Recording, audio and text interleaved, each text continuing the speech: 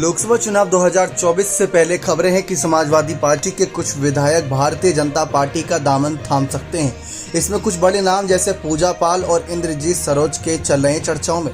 सूत्रों का दावा है कि दोनों ही विधायक और कुछ सपा नेता जल्द बीजेपी में शामिल होंगे। इन अटकलों के बीच शिवपाल सिंह यादव ने जनता के बीच आकर पहली प्रतिक्रिया दी और लोकसभा चुनाव में कितनी सीट समाजवादी पार्टी जीतेगी इसको लेकर भी बड़ा दावा कर दिया। दरअसल शिवपाल यादव ने कहा कि अभी तक हमारा कोई भी विधायक तो गया नहीं, जहां तक हम अपना संगठन मजबूत करने में लगे हैं।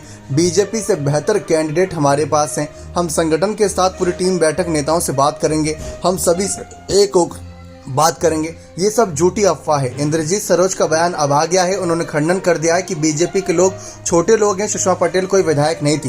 ये बात साफ कह दी। सपा नेता ने कहा कि सुषमा पटेल पहले भी हमारी पार्टी की नहीं रही, उस समय पार्टी छोड़कर आई थी तो हमने लड़ा दिया था। जबकि योगी सरकार के परिवहन मंत्री दयाशंकर सिंह ने कहा कि बहुत सारे लोग हैं जो पीएम नरेंद्र मोदी और सीएम योगी आदित्यनाथ की नीतियों से प्रभावित होकर बीजेपी में आना चाहते हैं और उनकी बहुत लंबी लिस्ट है। केंद्रीय नेतृत्व इस पर निर्णय करेगा। लेकिन आप ये बात गौर रखें कि जब बात टिकट बंटवारे की आएगी तो कई ऐसे नेता रहेंगे जो बेंच पर बैठे नजर आएंगे।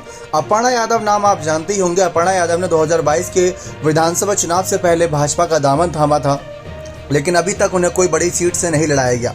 अब आपको बताएं कि रविवार को उत्तर प्रदेश के जौनपुर पहुंचने के बाद शिवपाल यादव ने दावा ये भी किया कि यूपी में सपा 40 से 45 सीटों पर जीत दर्ज करेगी। इंडिया गठबंधन एनडीए से काफ़ी मजबूत और सशक्त है।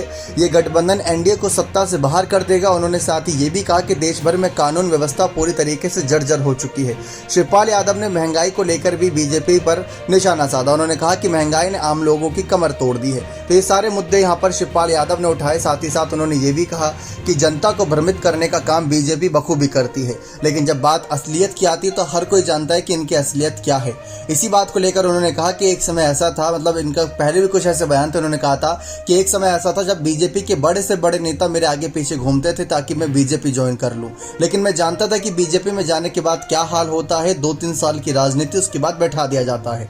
इसी वजह से मैं नहीं गया, क्योंकि वहां पर आपको बोलने और करने की खुली छूट नहीं होती। समाजवादी पार्टी में रहकर समाज के लोगों के लिए खुले तौर पर काम किया जा सकता है। आपको क्या लगता है कि क्या सचमुच सपा 40-45 सीटों पर जीत दर्ज कर पाएगी? तो अपने कमेंट सेक्शन में जोड़ दीजिएगा। बहुत बहुत धन्यवाद।